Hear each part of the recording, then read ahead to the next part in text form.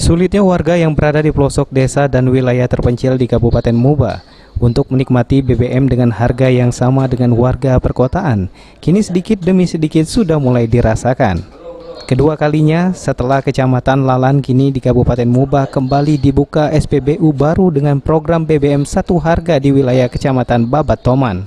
Dengan dibukanya kembali SPBU BBM satu harga ini menjadi sebuah harapan bagi warga di pedesaan dan wilayah terpencil di Kabupaten Muba untuk menikmati harga BBM yang sama dengan warga perkotaan.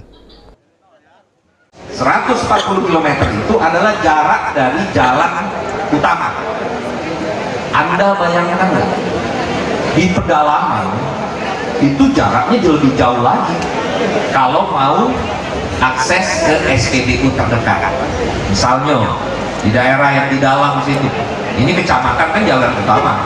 Tapi kalau yang di dalam, yang sebelah dalam sana mau keluar lagi, mau akses, ternyata memang pasti tidak bisa semudah kita yang ada di perkotaan untuk mengakses SPBU. Kalau di Palembang, sebelah rumah saya pun SPBU, keluar dari situ juga ada SPBU. Pihak Pertamina sendiri selaku penyalur BBM berjanji jika penyaluran BBM satu harga ini akan terus diawasi secara berkala, sehingga BBM tersebut bisa langsung tersalurkan dengan benar dan dapat dirasakan langsung oleh warga yang ada di sekitar wilayah Babat Toman. Saat ini Pertamina sendiri sudah memasang nozzle di pompa BBM setiap SPBU yang ada di Indonesia untuk mengawasi distribusi dan penyaluran BBM ke warga agar tidak terjadi kecurangan yang dilakukan oleh pengelola SPBU. Perbedaan penyalur atau SPBU BBM satu harga dengan penyalur biasa.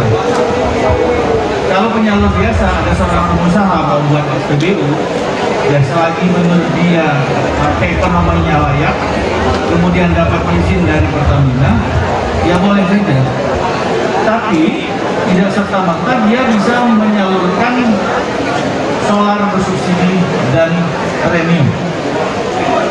Mereka harus mengusulkan ke Pertamina, Pertamina Mall, kemudian Pertamina Mall akan mengusulkan ke Pertamina Pusat, baru minta ke BPM.